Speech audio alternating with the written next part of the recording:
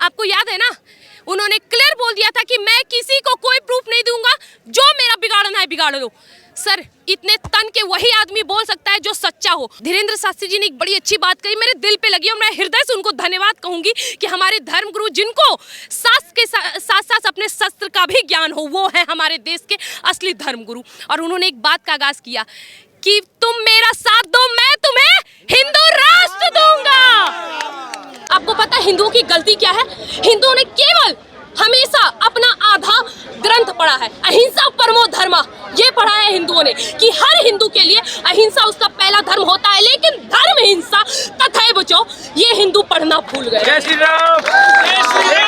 जिस हिसाब से बागेश्वर धाम जी पर उंगलियां उठाई जा रही हैं, लेकिन दूसरी तरफ देखा जा रहा है कि वो उनका जो है ग्रेड जो है वो नीचे जाने के बजाय ऊपर बढ़ता जा रहा है। लोग जो है करोड़ों जो है उनके समर्थक तेजी से बढ़ते जा रहे हैं, ना ही सिर्फ देश के अंदर बल्कि विदेशों में। कहते हैं ना, जो बिखरता है वही निखरता है।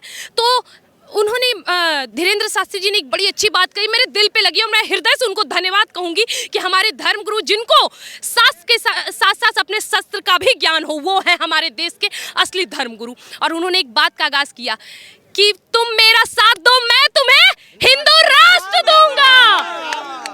ये आगाज, तुम मेरा साथ दो, मैं तुम्हें हिंदू राष्ट्र दूंगा। और इस आगाज पे आज जो उनको समर्थकों की इतनी भीड़ हुई है ना, उनकी सच्चाई को देख कर कि समझ गए हैं कि भाई इनमें तो कुछ नहीं कर सकते, इनको किसी और बाबा की तरह बलात्कारी या आरोपी बना के काल घेरों में नहीं डाल सकते हैं, जेलों में बंद नहीं कर सकते। ये असली संत हैं जो जेल अगर कोशिश भी करी तो 20 से के रखने की इनमें है, ये कर सकते हैं।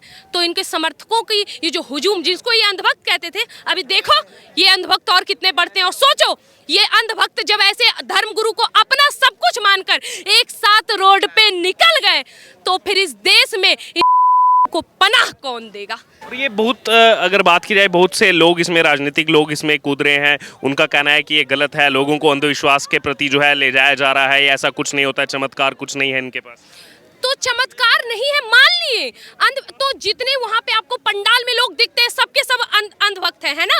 सबके आंखों में पट्टियां पड़ी है। बाकी तो एक वही सिर्फ सही है जिन्होंने अपनी बच्चियों से, अपनी पत्नियों से, अपनी बीवियों और क्या बहनों से शादी की है, सिर्फ वही है। उन्हीं क्या हम जब आपके सामने खड़े हैं और एक बात, कोई प्रूफ नहीं मिलेगा। आपको याद है ना, उन्होंने क्लियर बोल दिया था कि मैं किसी को कोई प्रूफ नहीं दूंगा, जो मेरा बिगाड़ना है बिगाड़ लो। सर, इतने तन के वही आदमी बोल सकता है जो सच्चा हो।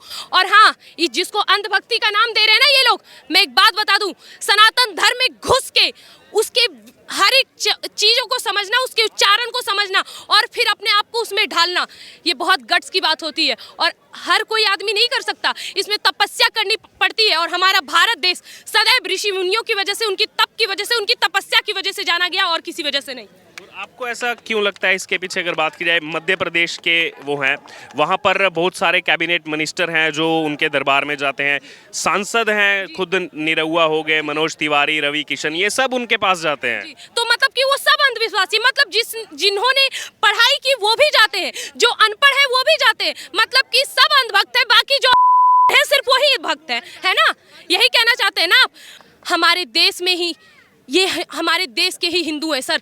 इनकी गलती की वजह से आज हम अपने शास्त्री को, अपने आचार्य को कभी किसी घेराव में देखते हैं, कभी काल कोठरी में देखते हैं, कभी भगवा रंग को चलचित्र में बदनाम होते हुए देखते हैं। ये कोई कर रहा है, हम हिंदुओं की ही देन है। अगर हम सही होंगे तभी बच सकते हैं, वरना ये जो चल रहा है ये चलता रहेगा।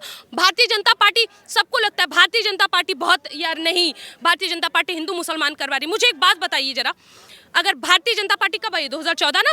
अगर उस वक्त वो ये हिंदू मुसलमान करवा रही है, 1947 में जब हमारे देश का विभाजन हुआ था, केवल इस आधार पे कि हमारे देश के प्रधानमंत्री पंडित जवाहरलाल नेहरू बने। अगर जिन्ना प्रधानमंत्री बनता तो पाकिस्तान नहीं बनता।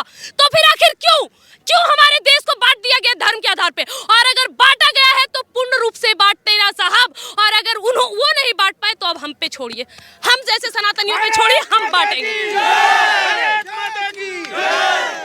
और इस भीड़ को देख के आपको अंदाजा लग गया होगा, अगर कोई इंसान गलत होता है तो ये सबके सब उस पे भड़क उठेंगे, लेकिन जब कोई सही बोल रहा है तो उनके समर्थकों की भीड़, ये हुजूम आपको दिख जाएगी। अब इससे अंदाजा लगा लिए। जय श्री राम!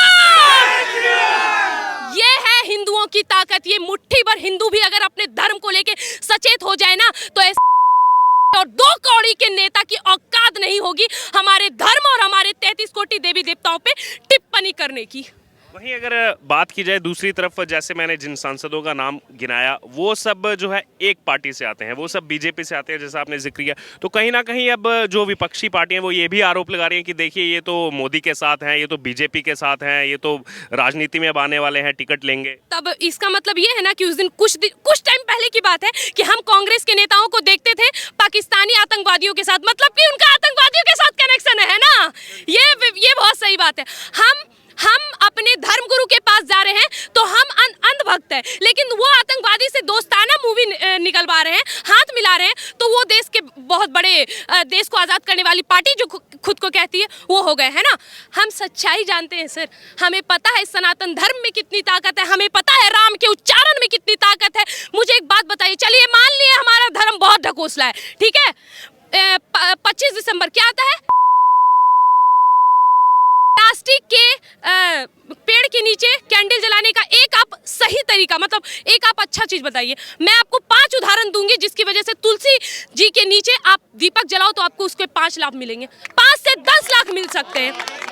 लेकिन मुझे एक लाभ बताइए जो कि प्लास्टिक के पेड़ के नीचे कैंडल जलाने से मिलता। अंधविश्वासी वो है या हम? अरे हमारा देश तो हमेशा जाना ही गया है, क्या लगता है ये ताजमहल की वजह से ना, ये 7 अजूबों जिसका नाम लेते हैं, कुतुब मीनार, विष्णु स्तंभ, ताजमहल, मध्य प्रदेश का भुज मंदिर देखिए, ताजमहल उसके पैर के बराबर भी नहीं है।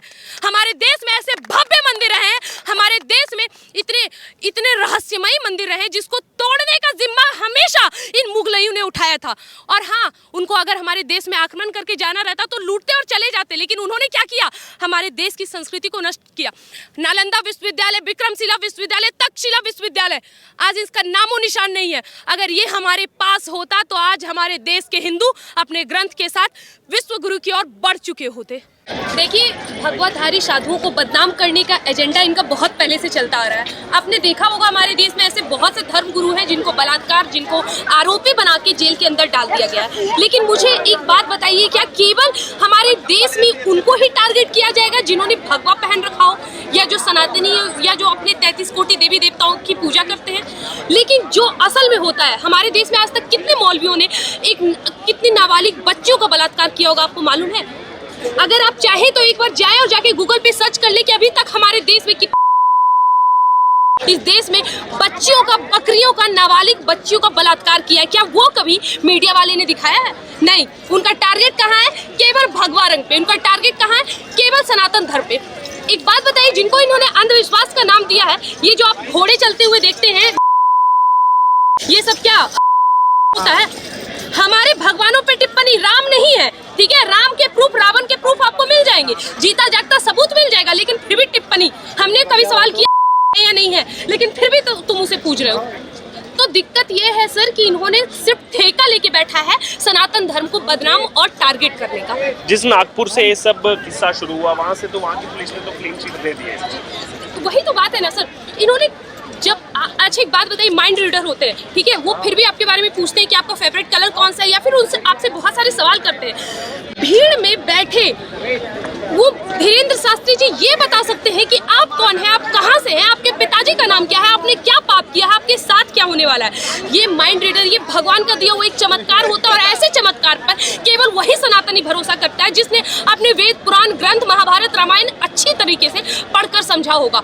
कोई क्लियर वर्ड में बोले तो कोई अंधभक्त, चमचे, ये सब नहीं समझ सकते कि सनातन धर्म का मतलब क्या होता है। नहीं, इसमें अगर बात की जाए तो जैसे जो लोग उनके समर्थन में, उनको दोबारा से टैग दिया जा रहा है कि ये अंधभक्त है, ये उनके ही से लगे। हाँ, तो मतलब मैं भी समर्थन कर रही हूँ बागेश्वर धाम का, मैं भी अंधभक्त हूँ, चलो ठीक है, मान लिया मैं अंधभक्त हूँ। ऐसे भी भगवान के भक्त होते, नेता के तो चमचे होते ही हैं, हम तो है भाई अंधभक्त। लेकिन मुझे एक बात बताइए, ये अंधभक्ति को आप भस्म क्यों नहीं कर रहे हैं? मेरे आंखों पे अगर अंधभक्ति का पट्टा लगा हुआ है तो एक काम करिए, इस अंधभक्ति के पट्टे को हटा के आप सच्चाई सामने लाइए। इनमें गुब्बत है, औकात है इनकी, हमारे धर्म से टकराते हैं। आपको पता है हिंदुओं की गलती क्या है? हिंदुओं ने केवल हमेशा अपना आधा ग्रंथ पढ़ा है, अहिंसा परमो धर्म, ये पढ़ा है हिंदुओं ने कि हर हिंदू के लिए अहिंसा उसका पहला धर्म होता है, लेकिन धर्म हिंसा तथैव बचो ये हिंदू पढ़ना भूल गए। जय श्री राम। जिस दिन इस देश के हिंदुओं ने अपना पूरा वेद, पूरा पुराण, सही तरीके से पढ़ ले, उस दिन ऐसे टिप्पणी करने वाले जाएंगे, बांटे जाएंगे। अगर यकीन नहीं है, आप एक बार रोहिंग्या का किस्सा याद कर ले। जब तक हम सहते रहेंगे, हम कटते रहेंगे। जिस दिन हम अपने सहनशीलता को छोड़कर बाहर आते हैं, ये हमारे समर्थन में होगा।